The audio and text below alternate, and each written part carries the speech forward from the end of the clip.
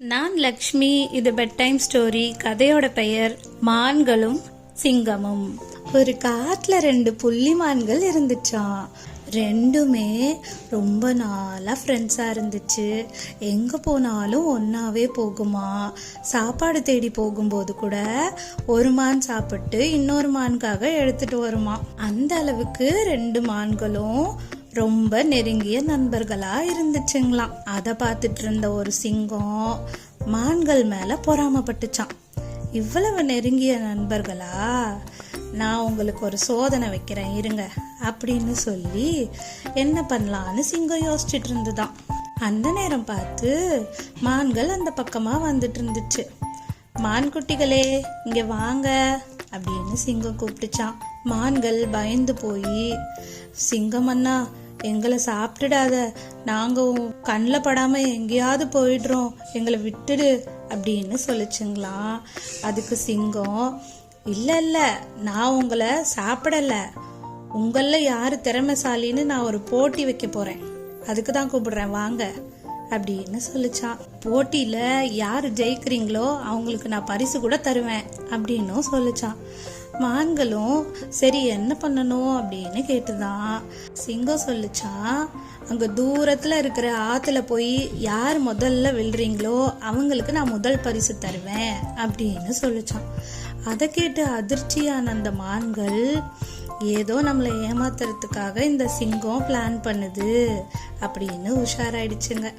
அதனால அந்த மான்கள் சொல்லிச்சான், நாங்க அதை செய்ய தயார்தான், அதுக்கு எங்களுக்கு என்ன பரிசு கொடுப்பீங்க, அப்படி சொன்னீங்கன்னா நாங்க விவேகமா அதுக்கேத்த மாதிரி செயல்படுவோம்ல அப்படின்னு சொல்லிச்சுங்களாம்.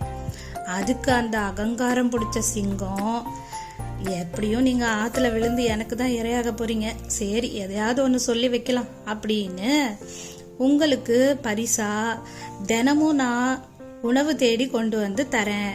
நீ எங்களுக்கு என்ன உணவு தருவ, நாங்க எப்படி நம்புறது, நீ இப்பவே எங்களுக்காக உணவு கொடுத்தா நாங்க சாப்பிட்டு ரொம்ப தெம்பா வேகமா ஓடி போய் ஆத்துல விழுவோம் அப்படின்னு சொல்லிச்சுங்களாம். அப்போ அந்த சிங்கம் ஓடி போய் பக்கத்துல இருக்கிற காட்டுல இருந்து பழங்களை எடுத்துட்டு வந்து கொடுத்துச்சான். அதுக்கு அந்த மான்கள், இது நாங்க தினமும் சாப்பிடுற உணவு தான், எங்களுக்கு இது ஈஸியா கிடைக்கும், எங்களுக்கு நீ சாப்பிடுறது போல உணவு வேணும் அப்படின்னு கேட்டுச்சுங்களாம்.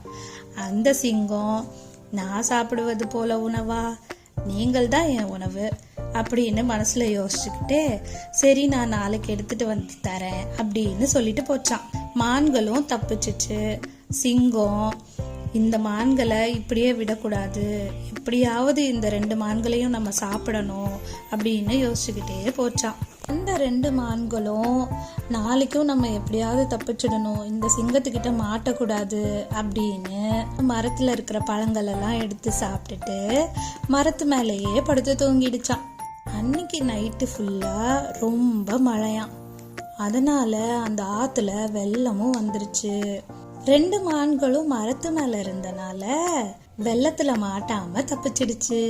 அந்த சிங்கம் வெள்ளத்துல அடிச்சுக்கிட்டு வந்தத மான்கள் 2ம் மரத்து மேல இருந்து பாத்துச்சான். அதுல ஒரு மான் சிங்கத்துக்கிட்ட கேலியா கேட்டுச்சான், சிங்கமே இன்னைக்கு எங்களுக்கு உணவு தேடதான் இப்படி தண்ணியில போயிட்டு இருக்கியா அப்படின்னு கேட்டுச்சான். சிங்கம் அதுக்கு, என்னை காப்பாத்துங்க என்னை காப்பாத்துங்க அப்படின்னு கத்துச்சான். மான்கள் கேட்டுதான் சிங்கத்துக்கிட்ட, உன்னை நாங்க காப்பாத்துனா எங்களுக்கு என்ன தருவ அப்படின்னு. சிங்கம் அதோட உண்மையான குணத்தை காட்டுச்சு. நான் உங்களை சாப்பிட தான் யோசிச்சேன், ஆனா நான் இனி உங்களை தொந்தரவு பண்ண மாட்டேன், என்னை காப்பாத்துங்க அப்படின்னு சொல்லி கேட்டுச்சான். மான்கள் மரத்து மேல இருந்து கிளைகளை உடைச்சு போட்டுது. அதை பிடிச்சுக்கிட்டே சிங்கம் மேல ஏறி தண்ணியில இருந்து தப்பிச்சுக்கிச்சான். அந்த மான்கள் கிட்ட அந்த சிங்கம் அதுக்கப்புறம் வரவே இல்லை. மான்களும் ரொம்ப சந்தோஷமா ஒற்றுமையா அதுக்கப்புறம் வாழ்ந்துச்சான்.